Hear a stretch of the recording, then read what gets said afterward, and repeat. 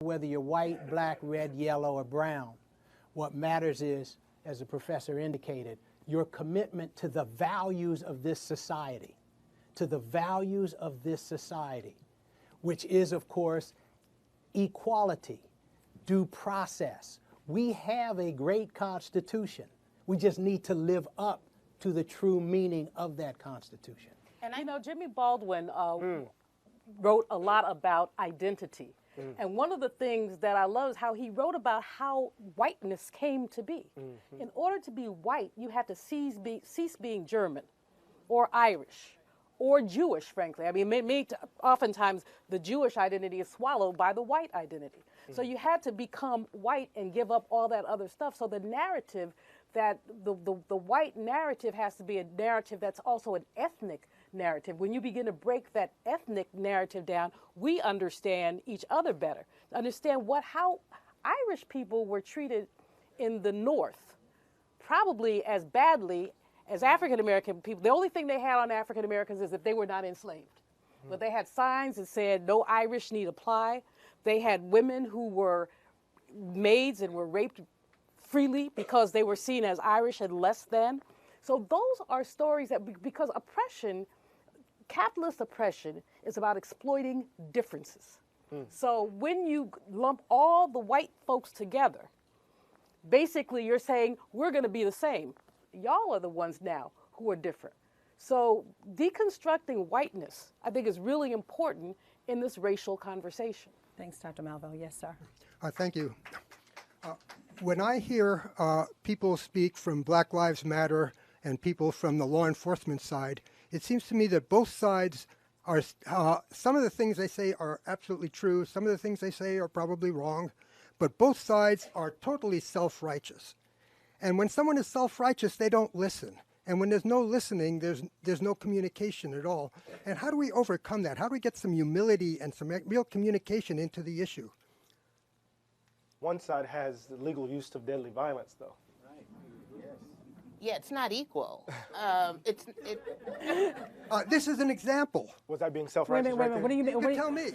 Wait a minute, no, sir. What do you mean that was an example? I want to hear this. I mean, when you're communicating, you listen and you ask questions. You don't throw accusations. Okay, sir, let me say something for a minute. I don't think they were throwing accusations. I think they were speaking from the knowledge of being African American in the community. Before, just let me say one thing to you. As an African American, as someone from Baltimore, the first thing many people see when I walk through the door, they don't see me as a White House correspondent. They don't see my gender. They see my color. And that's the unfortunate thing. A lot of people are not, everyone is not open-minded to see us as people. And the first thing, and it's already presupposition as to who I am, who everyone else here is. We can walk with all the doctorates, all the legal degrees, walk in the Supreme Court, but you're still, in some parts of this world, in some parts of this town, some parts of this country, a black person, less than, and they call us other words. So that mentality is pervasive. I hear what you're saying, and I'd like you to watch the videotape of this and see if that's not self-righteousness. Seriously. I think that's good. Well, sir, with all due respect, I don't. Thank you for your comment, though. I appreciate you saying it, too. Yeah. I don't really think that anyone here is being self-righteous, and maybe that's just my self-righteous opinion. But I think that when you said that the people on Black Lives Matter, they're very angry, they're very steadfast, they're very righteous, and the Blue Lives Matter people are very angry, steadfast, and righteous. Now you have to, it seems to me that what one might do is not look at a moment in time, but look at the evolution and why these things occur. The Black Lives Matter young people feel, as the poem that you read from Langston, back up against the wall.